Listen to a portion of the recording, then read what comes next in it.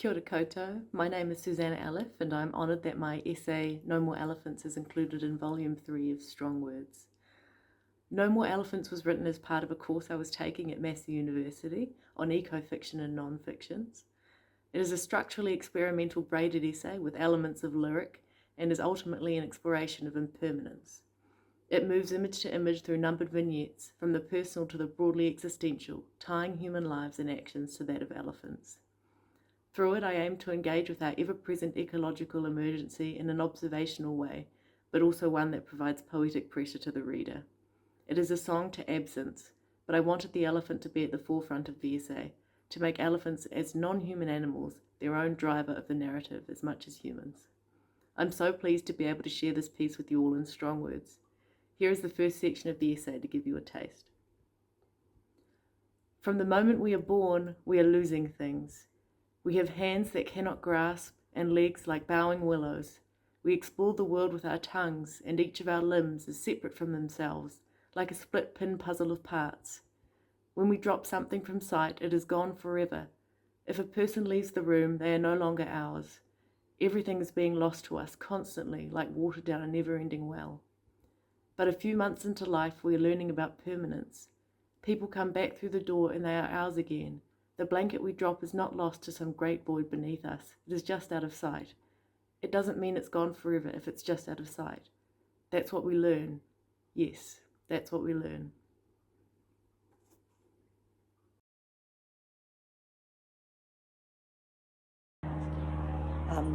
Kia ora koutou. My name's Rachel Buchanan, and I'm just going to talk to you about my essay, The Cares, that is in the Strong Words 3. So in my lap, you can see I'm holding this dress. This is made from lilac georgette, and my mother made this for me when I was about 13 or 14 for a school ball. And during COVID, so I'm speaking to you from Melbourne, Bunurong land. And during the COVID years, I wasn't really able to get back to New Zealand to see Mum. Like many New Zealanders, we were stuck, locked out. So I used to have these weekly Zoom calls with Mum, who was living with dementia at a rest home in Wellington. And the essay begins really with an account of what happened on the call when I got this dress out to show Mum. I used to have props with me to support the calls. In 2020, Mum still had quite a few words she was able to say, and that we would sometimes have a bit of an exchange. But by 2021, that had changed, and I really needed to talk for sort of half an hour on the Zoom, and I'd read from the Bible or show her photos of her parents or of her husband and so on. But yeah, this one particular week, I just thought, I'm going to get this dress out that Mum made me. You can see how delicate it is and how much work was involved in it. And I got it out and showed Mum, and she started to cry. And the essay starts with the response to that. So I'll just read out this little bit from the essay, The Cares. You can't hug someone on Zoom. You can watch them cry, though. You can watch them try and lift their hands to their face to dry their tears. You can see their noses dripping. You know they are distressed because they want to blow their nose and wipe their eyes, but they cannot remember how to do these things. There is no hanky or tissue. You say, Mum, Mary, it's all right. You can see carers walking behind your mother, carrying plates of food for other residents. The tears keep falling. You reach through the screen and dry your mother's face, hold her hand, kiss her cheek. You are Tom Cruise. This is Minority Report. You can rearrange the future or the past. Time is immaterial. You are a man and you drive a miniature helicopter and you have an arsenal of military-grade killing apparatus strapped to your body. You imagine smashing the computer screen and smashing the kitchen table and smashing your cup of herbal tea. You imagine drinking any amount of alcohol, cocktails and IPA beers, a bottle of sparkling Shiraz, any amount of alcohol. Te ao moi moia, baby. Those dreams could come true quite easily. You call the nursing home, press 2 for the hospital wing, hold music. When a voice answers, you hang up. Distress, fizzy drink bursting from a bottle. You call Aditi, one of the carers. You send a text message and another. Please, Aditi, can someone help Mary blow her nose? Your mother is wearing a beanie and pink headphones. The headphones are crooked. She is a cosmic DJ. She is on a bender. She is getting the party started. You tell your mother it's all right. Hang on, Mum, you say. You look at her wet face and runny nose and think, love, love, love, what a pretty spell. It doesn't work. All you feel is fury. It's 2:20 p.m. in Melbourne, 4:20 p.m. in Wellington, on one of the 112 days of Melbourne's second lockdown. What is a day? A day is an obstacle between you and your bed and the iPad. COVID-19, coronavirus, pandemic, circuit breaker, mega lockdown, staying apart keeps us together. The trains still run, they carry no one, nowhere. In your dreams, a throng. Touching, breathing, hugging, kissing like church in the 1970s in New Plymouth.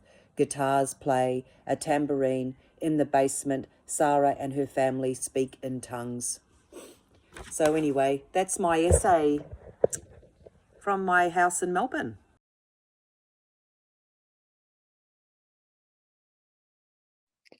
Kia ora koutou. My name is Bonnie Etherington, and I'm going to be reading an excerpt from my essay, A Fried Egg in Space. And this is an essay that navigates my brain tumor diagnosis while I also think about environmental crisis amid the COVID-19 pandemic. Right, so I will get to it. So, A Fried Egg in Space. In January 2021, one day after thousands of Trump supporters stormed the US Capitol, I underwent a craniotomy far from home in Loveland, Colorado, to remove a low-grade tumor from the front left of my brain. In 2016, the World Health Organization stopped calling such tumors benign, as when it comes to the brain, anything where it should not be cannot be classed as such. Generally, benign in medical terms means it is not invasive. It is not yet spread into healthy tissue. It is not considered immediately dangerous or harmful. If it grows, it will grow very slowly. At that point, anyway. Most low-grade brain tumors are astrocytomas, named for the star-like cells they spring from. Astronomers and neuroscientists recently collaborated on a project where they noted the echoes in the brain of the starry structures of galaxies, or perhaps the echoes in galaxies of our brains. Our neural networks parallel the movements and networks of the universe. My tumor, however, is a cousin of the astrocytoma and has cells that look like fried eggs under a microscope, which is slightly less romantic. Such tumors make up roughly 4% of primary brain tumors diagnosed. A blurry fried egg on the MRI floating around in the galaxy of my brain where it should not be, oozing from the grey matter into white matter. I call it Ricky. Tumor makes me think of turmeric, which makes me think of Ricky. Names and what they hide or what they reveal are important. For example, what I've learned in my brief time living in Colorado on the traditional lands of the Ute, Cheyenne, Arapaho, and Eastern Shoshone peoples is that terms like open space or refuge are often used to name areas once used for chemical waste disposal or nuclear activities. They are considered too dangerous to build housing on, but benign enough for recreation and animals. At least that is the going narrative. Not immediately harmful, perhaps, but what about their water contamination and the housing projects proliferating downwind? What about the cancers that sprout in their former workers or in children who live just a little bit too close? Above it all, the Rocky Mountains rise, looking impossible to pass. So that's just the beginning of my essay. You can read the whole things in Strong Words 3, published by Otago University Press. Thanks.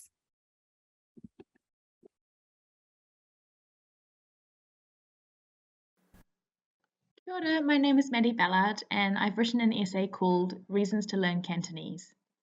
As the title would suggest, this is an essay, in fact, about learning Cantonese, which is a family language for me and one that I've always felt a little bit ashamed that I don't already speak. The essay is about the frustrations of learning Cantonese as a specific language, and also about the frustrations of learning a family language that there's a fair bit of pressure to learn.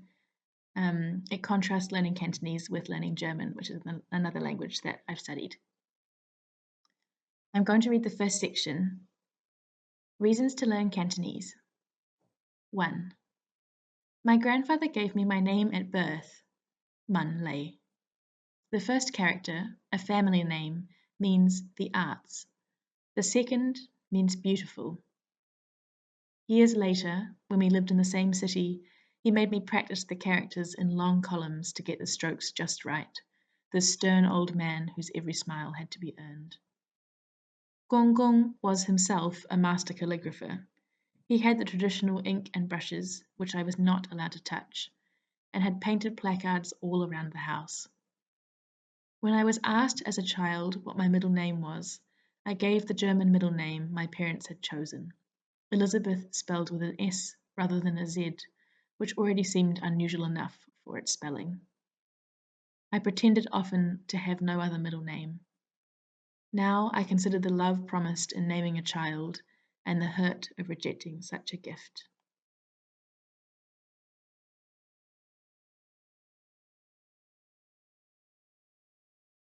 This essay comes out of a particular time in my life. I just finished my PhD at Oxford and I've moved down to London to start a new job. It's an attempt, I think, to ask how we're subjects of history, and in particular in this essay, how I'm a subject of history, which is something that I've long been occupied with, but maybe haven't quite found a way to talk about.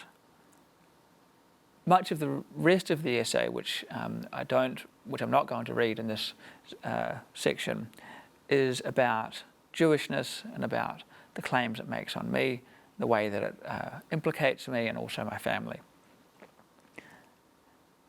Another thing that I want to emphasize about this essay is that it comes out of almost a vernacular experience, which is that it started really as essays to a friend, and then I began to slowly stitch it together into something that looked a little bit more like something that could be published.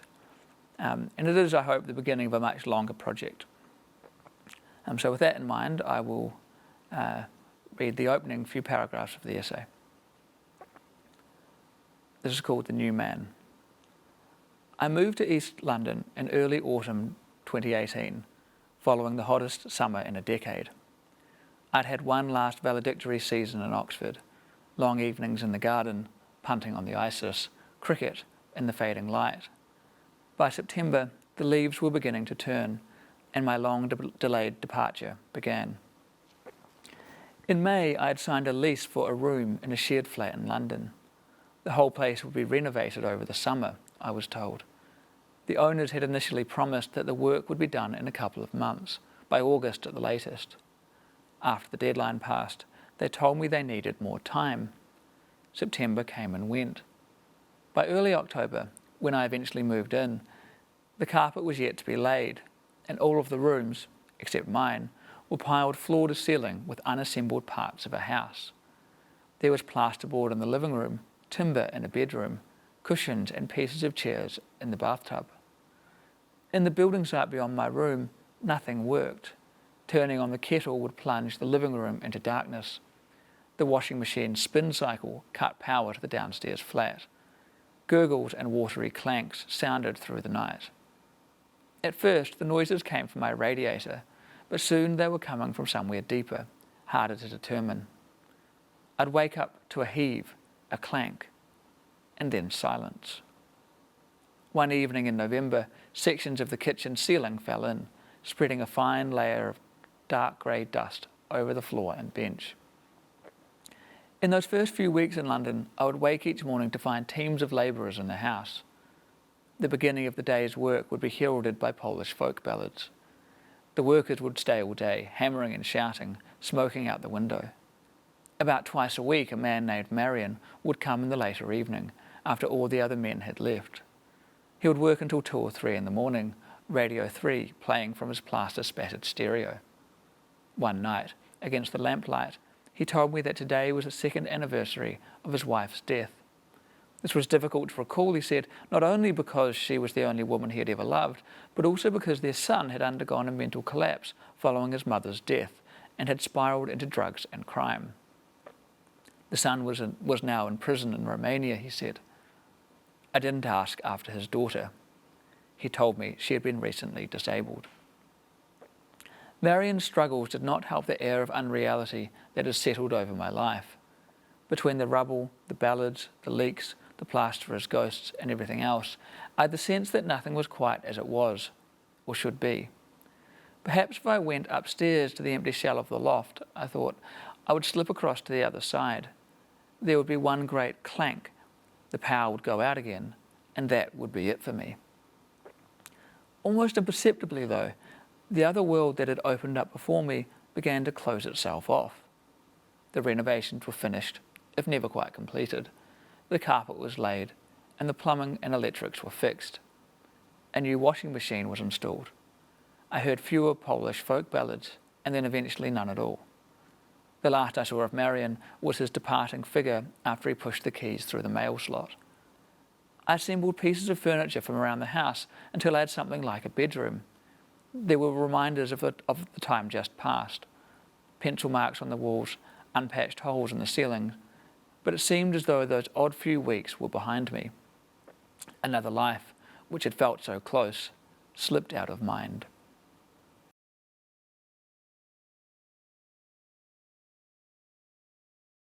Hi, my name is Gill James. I'm very happy to have my essay Mothers and Daughters published by Landfall in their Strong Words number 3. I wrote the essay in 2022 while I was in my first year of the Masters in Creative Writing program at Massey University. During that first year, I was introduced to the writings of Helen Garner, a wonderful Australian writer, and found her way of writing resonated with me. A piece she wrote about her mother called Dreams of Her Real Self helped me see how I could write about mine. As the title suggests, my essay is about my relationship with my mother, but also about her relationship to her mother. My mother died in late 2019, and the essay is also about loss and grief and the impact of those over generations. So I'm just going to read the first little bit. Mothers and daughters. We all thought Mum would die first. Then Dad, with his new hips, would start to live his own life. Mum had a brain tumour, a meningioma. Her first operation went quite well, although the surgeon couldn't get all of the tumour out. But it was benign, such a misleading word, and he said she'd die of something else before it grew big enough to cause a problem. She was already 78. It grew back faster than the surgeon had predicted. She rang me in Wellington. Your father's got a spot on his lung. They think it's pneumonia. Once he's over that, he'll have his hips done. So I'm going to have my operation soon, and then I'll be up and about by the time he needs me to look after him. A small knot formed in my stomach, but I pretended it wasn't there. She was deluding herself if she thought she'd be able to look after Dad after she'd had surgery. That tumour was mucking around with her thinking. At least Dad went to see the surgeon with her. Mum was an only child, born in Blenheim during the early years of the Depression. She'd had 2 stillborn sisters, one older and one younger, Faye and Rosemary. I don't remember who was who. The younger sister was born and died in 1937, when Mum was 6. When I asked Mum about her sisters in the last year of her life, she vehemently denied ever telling me that they had names. Why had she said they did if they didn't? At the time, I thought it was the tumour scrambling her mind. Mum said Nana never saw her babies. She wanted Pop to see them, but he wouldn't. You'll always be at me to tell you what they looked like. I tried to find their graves in Linwood Cemetery, where I think they were buried, but found only an unkempt section with little headstones marking little plots. None had names. It's hard to get a sense of Mum's life with Nana and Pop. Mum was born where they were probably still grieving for their first lost daughter. In photos from her childhood, she is alone or in the company of her parents and their friends. Occasionally she's with her cousins. My cousins Diane and Marilyn were the closest thing I had to sisters. There are few photographs of Mum with her friends outside of school. I didn't really have close friends. I didn't know how to talk to people because Mum and Dad never talked to me. They got worried about me as I got older and they started taking in boarders, university students from out of town. That was how I got to know your father. Pop was an only child too. Mum didn't find out that her aunt, Sissy, was really her grandmother, Pop's mother, until the day of Sissy's funeral. It was 1947. Mum was 16. They were returning to the house in Cashel Street, probably taking the side path to the back door, when a neighbour called out to Mum, "I'm sorry to hear about your grandmother." "She wasn't my grandmother, she was my aunt." "No, dear, she was your grandmother." Mum always acted out the neighbour's words, contorting her face into one of false concern. Years later, I searched the birth, deaths and marriages records online. Sissy certainly was Pop's mother. I think I'll leave it there. Thank you for listening.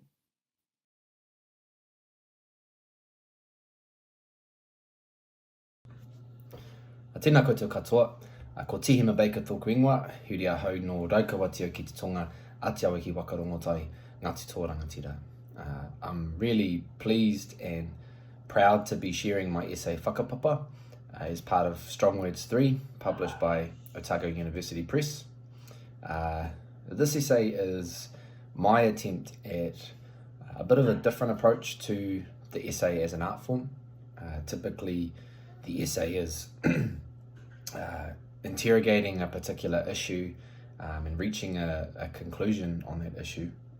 And I guess the way that I've gone about doing that here is a really Māori way of doing that, in my view. And what I mean by that is a really Māori way of interrogating an issue and reaching a conclusion is by way of pūrākau, by storytelling. So the essay is probably something closer to memoir, but it's a personal experience of mine that ultimately interrogates an issue and helped me to realize something. So the issue at the center of this essay is the role of tāne, of men, within their whānau hapu iwi, and specifically the role of my father and of myself within our whānau. And so the personal experience that kind of helps to interrogate that issue is one where I was digging a grave for a grand-auntie who had passed away, and while digging the grave I encountered koiwi, bones, human remains, already in the grave.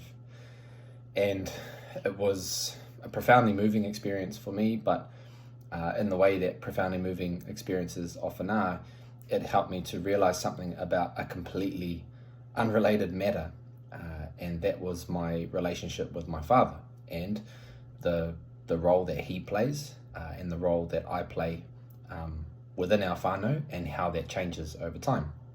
And I guess that's where the title of the essay comes from, Whakapapa.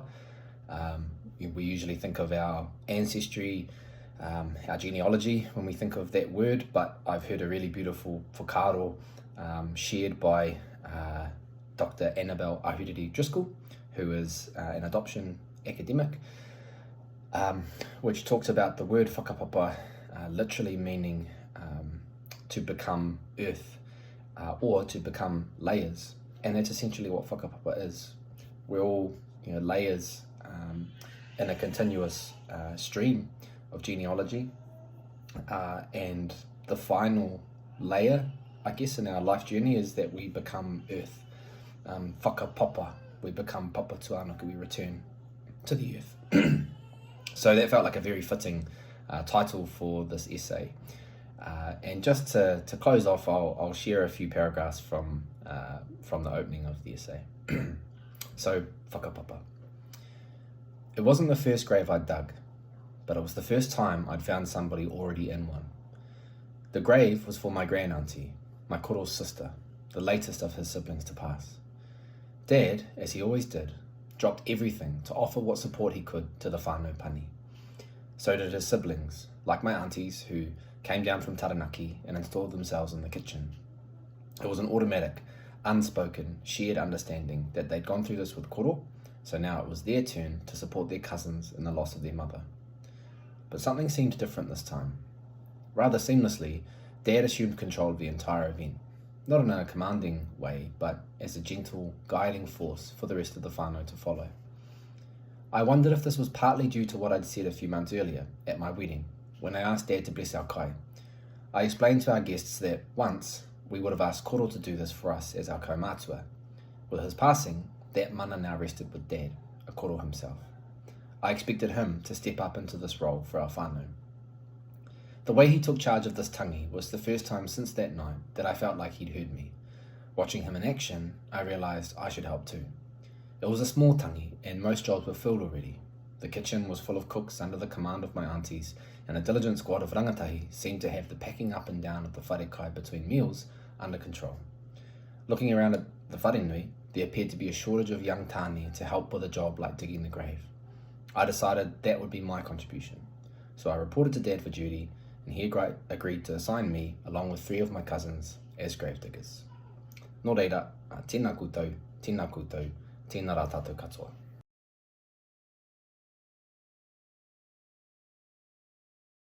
Kia ora koutou katoa. No ingarangi me ko te rana o ku tupuna. No tamaki makaurua hau.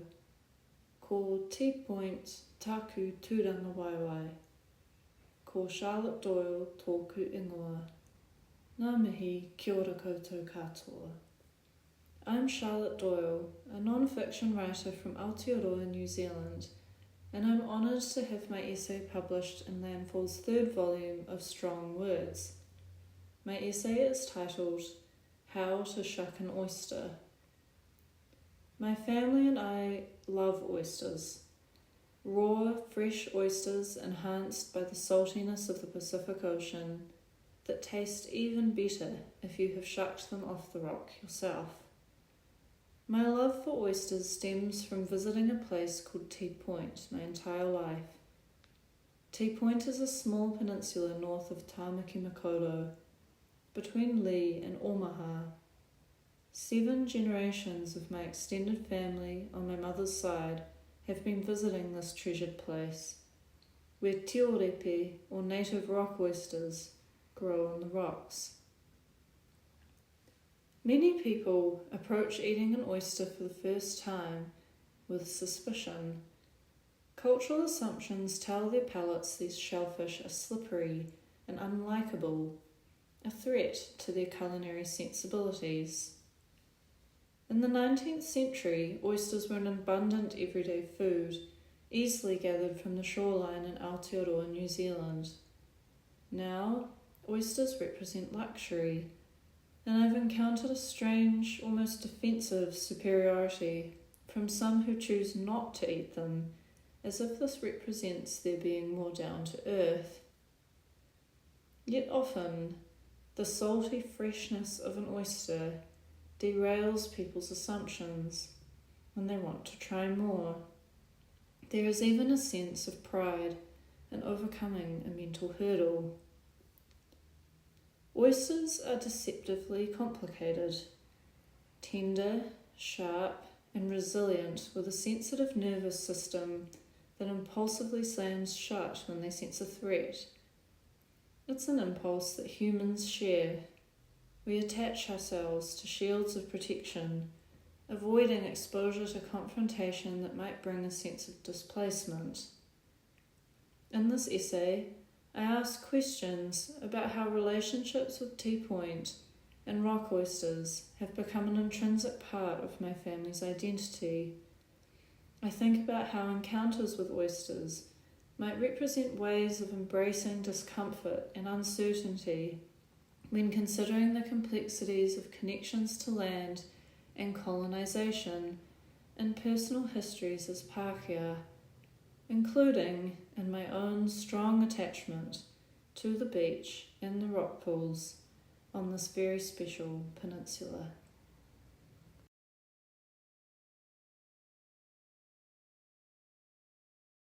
Kia ora. It's lovely to be part of the virtual launch for Strong Words 3. I'm Lynn Davidson, and I'm going to read you a few paragraphs from my my essay called To Travel Somewhere Else. This essay will be part of a memoir that is being published in February next year in a slightly different form. And the memoir is called Do You Still Have Time for Chaos? So this is looking back at my a diary I wrote when I was 19 years old and travelling to Europe. To travel somewhere else. My first travel diary, written when I was 19, has a rose pressed inside its pages like a relic. The diary opens to the page with the disintegrating rose, as though the story starts there with romance. But I know better and turn back to the beginning. I am prepared to give my 19-year-old self some leeway to be a bit stupid and self-obsessed. But even so, at times it feels like reading the diary of Adrian Mole. I strain the goodwill of a family friend when she kindly allows me to stay at her home in Kent straight after I arrive in the UK. It is spring, and one day her son visits for tea, which we have outside underneath a spreading oak tree. He finds me appealing and starts taking me out in his car. We go to Canterbury, and he shows me his old school in the grounds of Canterbury Cathedral, which my diary records this way. We went to Simon's old school, an enormous posh private school called King's. Somerset Maugham went there. He also had his ashes scattered there. Of course, the classrooms and houses, etc., were all enormous old stone places with velvet green lawns and boys walking around in stiff, pokey-up white collars and ties, black jackets and stripy trousers. When they go out, they wear straw boaters.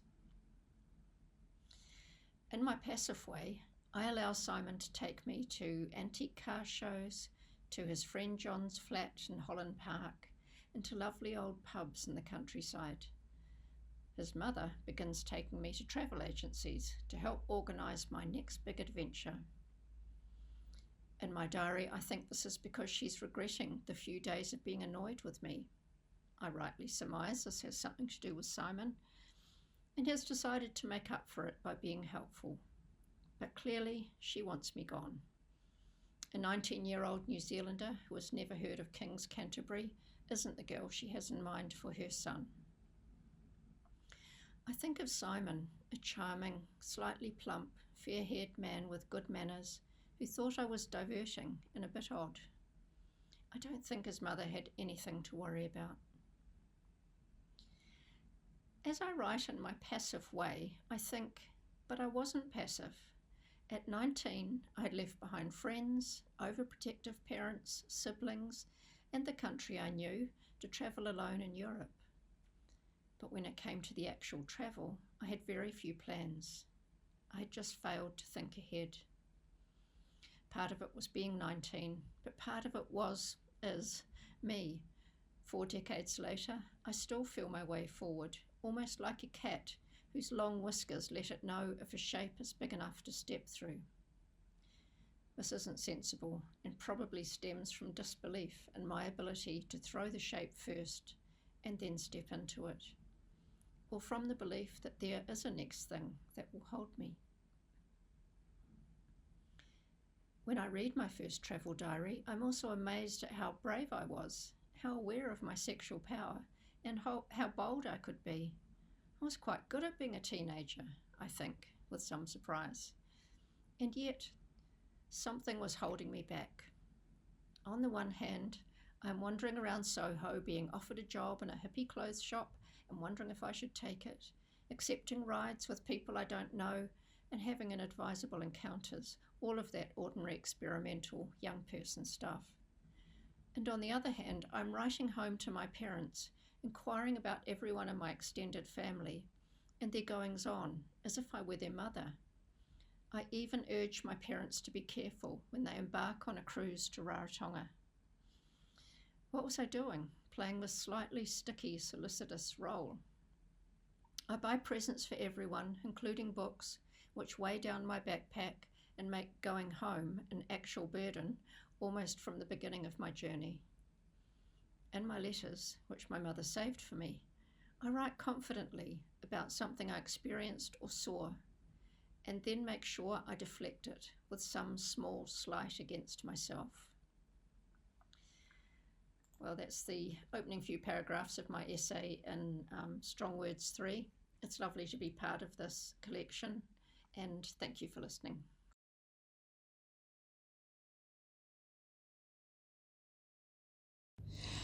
My name is Jane Costello, and I wrote the creative non-fiction piece, Alchemy of the Airwaves.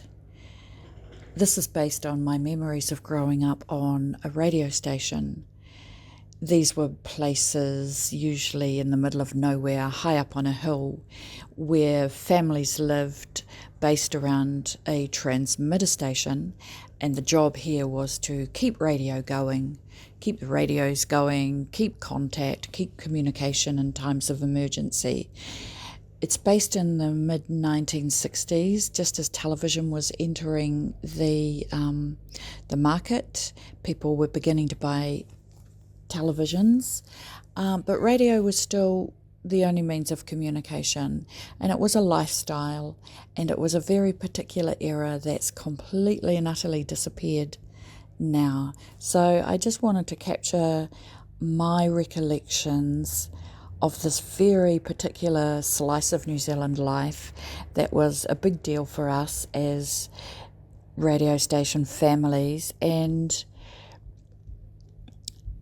I wanted to write it from the point of view of the child's voice, how it was to experience such a wild and free upbringing in the middle of nowhere. Yeah, so I'll just read from the beginning of it. Just read the first page. We were station kids, my brother, sister and I. We lived on a radio station. Not the "what radio station are you listening to" kind of radio station. Our radio station was a geographical location, a spot on the actual map. It was, as all radio stations were, a remote and lofty community, home to a collection of wives and children who followed the husband's job from radio station to radio station, setting up home until it was time to move on to the next radio station. Radio stations were a phenomenon of New Zealand life in the mid-20th century, in the times when, other than a telephone plugged into a wall, radio was the only means of electronic communication. Radio was a vital industry with just a tinge of glamour, and it required a national infrastructure to ensure it worked 24 hours a day. Stations were strung along the length and breadth of the country, from Southland to the far north, from Murihiku to Te Tai Tonga. The station sites were chosen strategically, probably by a wartime cabinet, for their remoteness and isolation, for their distance and disconnection from any flotsam of civilization tainting the surrounding landscape. Sites were chosen too for their elevation. Each radio mast looked like a poor colonial relation of the Eiffel Tower. Plain and imposing in their own way, these tall steel masts caught the radio waves flitting through the air like butterflies in a net, then flung them onwards to the next lone mast arising from the next radio station, further up or further down the country. The mast would reap the invisible net of words, then zip them down to the heart of each radio station operation, the transmitter station, purpose-built below. Here the airwaves and airwords would be captured in huge marbled steel cabinets called transmitters, lined up like rows and rows of gigantic fridges, the ancestors of today's computers. At least I think that's how it worked. Dad knew how it worked. It was his job to know. He was a radio technician.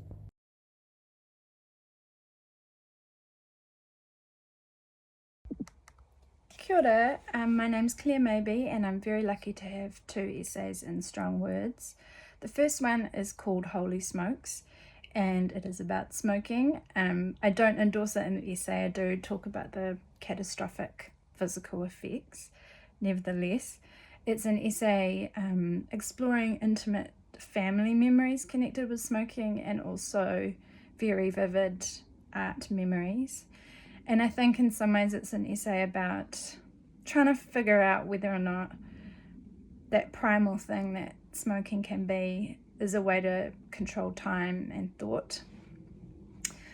So yeah, there's that one. And then there's This Dark Country, which is a phrase stolen from Virginia Woolf's essay about or arguing for women's fiction, particularly domestic fiction, to be taken seriously. And I wrote this essay really quickly in a flurry after being sick for a really long time. Felt like that anyway.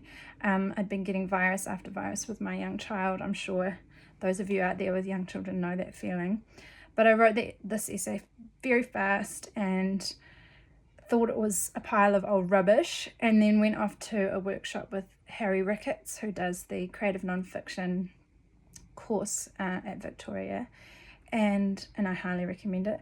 And part of that workshop was looking at essays that were fragmentary or written in parts with headings. And I went back to this essay after that lesson and realised that's what I'd done. I'd written an essay in parts, and so I went through and added headings to all of the parts, and for me they're as important as everything else. So I am going to read the very first section of that essay, This Dark Country, and the first section is called Fever. I no longer understand my own brain. It is being held underwater. Everything floats. My cough sounds bigger on the inside, like the phlegm is losing its mind inside a stony jail, rattling off madness all day and most of the night. Only when the brightest stars outlast the pinkening sky will it desist. There will be a moment of rest, inside and out, a stillness beyond stillness as the trees and grass, the winds, rally for another day. Then the sun will journey at pace, and the spiked energy will twitch and build into a fevered dance all over again. Thank you.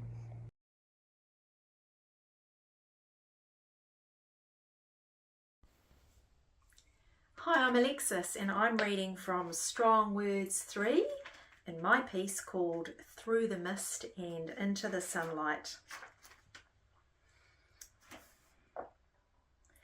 I discovered hours of vineyards, fields of rapeseed, and the Abbaye Sainte-Marie de Villignon, an old Roman bridge, and a cross where a member of the French resistance had been shot in the back. I ran in the sun until the bats chased me back. I ran in the rain, slapped my running shoes on the backs of tiny snakes that were everywhere underfoot. I ran all the way up to Sazac and back down through Saint Martin, and I ran on Wednesdays, which was hunt day. The hunters kept a close eye out. I praised their dead boar. In France, all cemeteries must provide clean and accessible drinking water, and because cemeteries lie on the edge of every village, I was never thirsty. I ran past the crosses, through the morning mist and into the sunlight. I never thought about where the water came from or how the dead filtered it. The water always tasted like heaven. French women in the south don't run, so for a few months I was an oddity. The squarish French farmers considered me eccentric and guided me over the land in bemused confusion, more oh la la than the English ooh la la. I repeated my running for what some would claim a grueling freedom, and I gained muscle. The chateau has a squared turret covered in ivy that can be reached through a trap door and a garden that springs from the bones of Visigoths. There are barred dungeon rooms my parents renovated into an enormous wine cellar, and there's a swimming pool I remember dappled in sunlight where my nervous children learnt to swim, and a playground that failed to hold their attention because everywhere else was too fantastic. The wonderland would change anyone's life, but for my children, their whole world unfurled. I didn't understand at the time, but our initial appearance in Paris, though not entirely unexpected, was heartbreaking for my parents. They were fearful for our future, and their hope for our French experience was not one-dimensional. Our unstable situation was not a secret. Volatile secrets are hard to hide.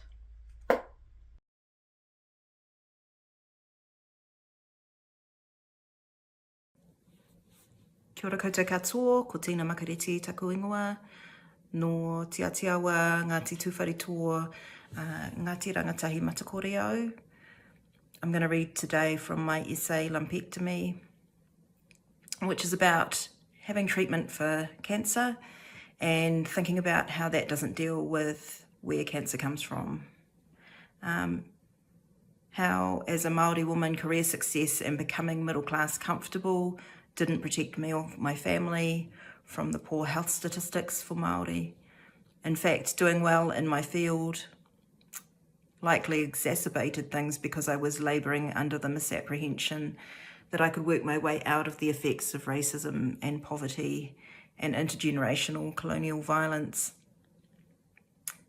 That doesn't sound very funny, but hopefully there are parts of the essay that are funny as well, because I think it's something that sometimes can only be treated with a good laugh. So I'm going to read from the middle of it. As I say, is a real serious part of the essay. It starts like this. An adverse childhood experiences, or ACE score, is a diagnostic tool, and one that doesn't tell us everything, but is known to be a fairly accurate predictor of higher risk for health problems later in life.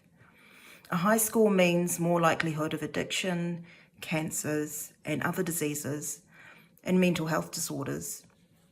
My ACE score is 8 out of 10, if you include things I can't remember but which I know to be true. By this or any sociological measure, I shouldn't be where I am today.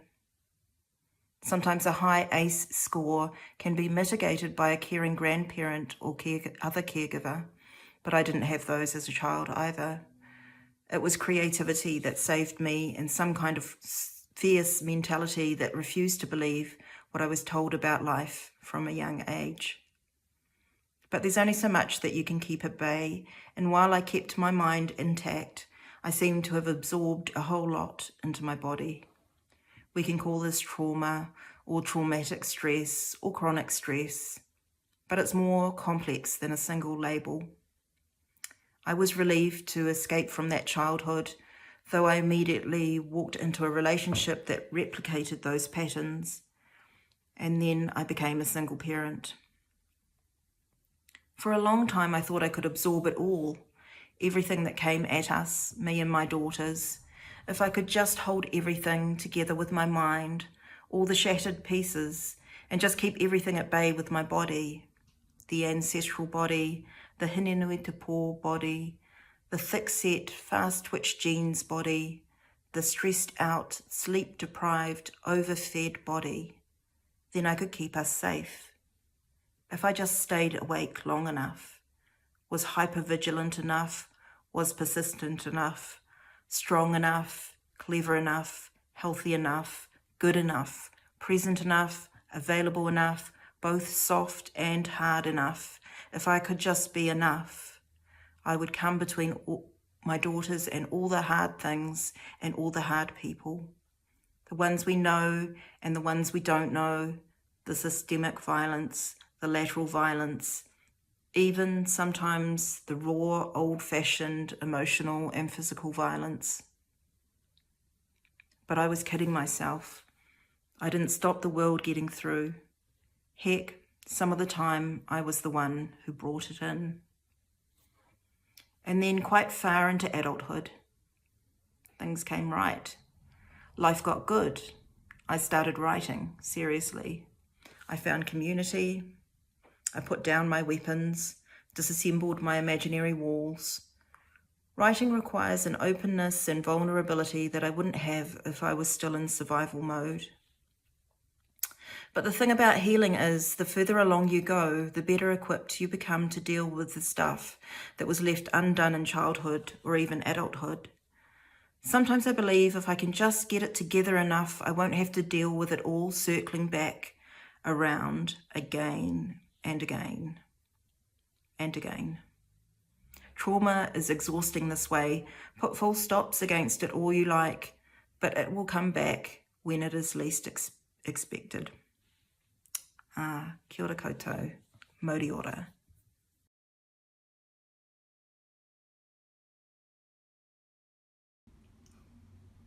Hello, my name is Jess Ducey. A few years ago, I started writing an essay about the risk calculations that go into walking home alone at night in a female body, and then I promptly abandoned it. But I revisited the draft in Harry Ricketts' creative nonfiction workshop last year, and as these things are wont to do, it turned into an exploration of my own relationship with my body and my identity. And then I had a gender epiphany. Honestly, as a strategy for announcing one's retirement from the gender binary, I'd recommend it. It is such an honor to be included in this collection. Thank you to everyone who's ever laughed at my writing, who's read drafts along the way, and who encouraged me to keep exploring. If you think you recognize yourself somewhere in this essay, you're probably right, and I love you. I'm gonna read a little excerpt from the middle because I am a sap, and despite the title taken from security studies and the premise of walking home alone at night, this is fundamentally an essay about falling in love. I hope you like it. I fall hard for a non-binary clown so brilliant and beautiful that I am rendered incoherently giddy the first time we kiss and for the months to follow. They are half my size, but I find it surprisingly endearing when they borrow my clothes, their tightly muscled frame drowning in my already oversized shirts. There's a slight tinge of magic when our periods sink immediately, although I know intellectually this is only an accident of timing, and any assertion otherwise is just a poor attempt to gloss over the fact that modern medicine regards uteri as the Urby Dragon section of medieval maps. First time my new coworker, the very paragon of suburban heterosexuality, asked how we met, I tell him that they directed the ballet I danced in. To his credit, he does not question that my soft body could be a ballerina. He does, however, assume they are older, male, implies there was a hint of scandal in our courtship. He approves. I make a mental note to lead with the fact that the ballet was called Sapphic Lake in future iterations of this story. It is, objectively, a cinema-worthy meet-cute. New lovers always feel like they're inventing the world that they alone contain these multitudes. It's how we got so many goddamn poets. Normally, I process a feeling by fixating on a line or two of a song and listening to it on repeat for weeks. But suddenly, all the pronouns are wrong. Even Phoebe Bridgers' ethereal soprano on a cover of fake plastic trees, she tastes like the real thing, is inadequate. English lacks imagination. Boyfriend and girlfriend are awkward enough as an adult, but what do you call the non-binary person you've only recently started dating? Person I'm dating is a mouthful. Lover makes people uncomfortable, which is fun, but inappropriate for the office. Partner feels too soon, and you can only use someone's name so many times before you sound like a sleazy salesman who's read too much Dale Carnegie. There's so much exposition required before it's clear that I'm using the singular they, not to be cagey, but because it's accurate. And then what if my story has more than one character? I want to scream my queerness from the rooftops, but the words just aren't cutting it. After a few months, they tell me they love me outside the strip club in front of my apartment as their airport shuttle pulls up, and the point is moot. Partner will do. I cannot find a hot linguistics take about how, actually, the limits of binary English are to blame for U-Haul jokes, so instead I finally read the Argonauts and just openly sob. You ran at least a lap ahead of me, words streaming in your wake. How could I ever catch up? By which I mean, how could you want me? How can the words not be good enough? I want the you no one else can see, the you so close the third person need never apply. I become obsessed with writing in the second person, as though I am merely watching a stranger stumble towards an obvious conclusion. Sure, I cringe every time some well-meaning bartender calls us ladies, but that's only concern for the way they tense when they're misgendered, their eyes as they calculate whether it's worth saying anything at all. Never mind that the was started before I met them, and happens even when I'm alone. Thank you.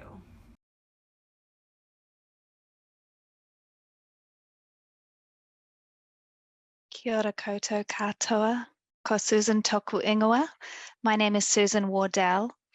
I'm from Ōtepoti, Dunedin, and I'm very excited to have one of my essays in Strong Words 3. The essay is called Mary, Me and the Bees in Search of the Good Settler. It was awarded 3rd place in the Landfall competition in 2021. And I'm going to tell you a little bit about it and then read you the first couple of paragraphs. So the essay began from some archival research I was doing about beekeeping histories in Aotearoa, New Zealand. And it was sort of a quite delicious tangent from some other work that I was supposed to be doing at the time, and flowing out of my own interest in beekeeping, which I'd begun to do some of in my own backyard in St Leonard's overlooking the harbour. And what I stumbled upon is the really fascinating story of the first person to bring honeybees from Europe to New Zealand, who was Mary Bumby. And the history turned out to be entangled with all sorts of different parts of the bicultural history of New Zealand, including the largest signing of Te Tiriti o Waitangi. So writing about it became a way to think about these kind of entanglements between social histories and ecological histories, kind of mapping out this journey of bicultural nationhood and of decolonisation that Aotearoa is going through. But even though that's where it starts, it's actually more of a personal auto-ethnographic essay. So it became more about how I related to Mary's story myself in relation to my own beekeeping, my own gardening, but more broadly than that, part of my journey to think about how to live as tangata tiriti in this country. So I sort of took this idea of the good settler and brought it into Mary's story and my own as a way to think it through, and carrying that forward from the historical into the now, and then also into the near future, and thinking about environmental loss and climate change, which are also not unrelated to colonisation. So being able to bring the essay into this space was really precious for me, bringing together some of my academic interest and research, some of my quite personal and vulnerable grapplings with my own settler identity, and having a kind of creative and experimental way to think and feel my way through it. So this is the first opening section of the essay Mary, Me and the Bees, which is in this sparkling new book by Otago University Press. When I feel unsettled, I go out into the garden and stand on the piece of land that bears my name. I watch my small black and white cat stalk the fat, fidgety tauhō. I see birds come to both the kōwhai and the rowan. I learn the names of plants and look for signs, for a map of how to live in this place as tangata tiriti. Then I get out my spade and I dig till I ache. I had been searching for the good settler for a long time, and then in sailed Mary with her 2 skeps of bees. Part 1, Mary. It is easier for everyone if the good settler is a woman. Even better if she has soft ringlets, rosy cheeks, and is the first at something brave or useful. Mary Bumby was the first person to bring honeybees to New Zealand. Born in a Yorkshire market town set between 2 medieval roads, she grew up surrounded by green fields. On the cover of an airport paperback, she would be the butcher's daughter. The sequel would be The Missionary's Sister, featuring the story of her daring decision to accompany her brother John on a voyage across the ocean in 1838. John was to take up a position as superintendent of a Wesleyan Methodist mission station. Mary was 27 years old and grieved leaving her childhood home, her aging father. She worried about her brother's health and the cramped conditions on the vessel, a small wooden sailing ship called the James, with 56 people on board, 21 of whom were missionaries and their families. For 5 months, passengers with hands as pale as Bible leaf tended to each other in their wooden frames amidst cockroaches and changeable weather. The ritual motions of their mouths in prayer marked the distant inflorescence of hope that was their destination, New Zealand. It was dark in the hold below, where Mary tended to her own hopes. Her brother had a taste for honey, and in service of this, she had loaded 2 straw baskets called skeps aboard the ship in England. As they sailed, these down-facing baskets rested on a board inside a box carefully insulated and ventilated. Inside them, several thousand British black bees, Apis mellifera, slept in a simulated winter. For months, amidst her intense seasickness, Mary regularly descended to feed them with sugar water. When the sun emerged between storm skies, she carried them up to the deck. You can imagine them, can't you? The bees emerging in a maelstrom of confusion under her watchful eye, and the crew's bemused stares, whirling in circles, trying to orient themselves to their strange surroundings. After circling enough times to memorize the position of the hive entrance, they spread out on a cleaning flight that mimicked their standard seasonal habits. But something about water disorients bees. Finding salt on all sides, they inevitably wobbled back to the ship in bewilderment. And so the whole ship slept with dreams that buzzed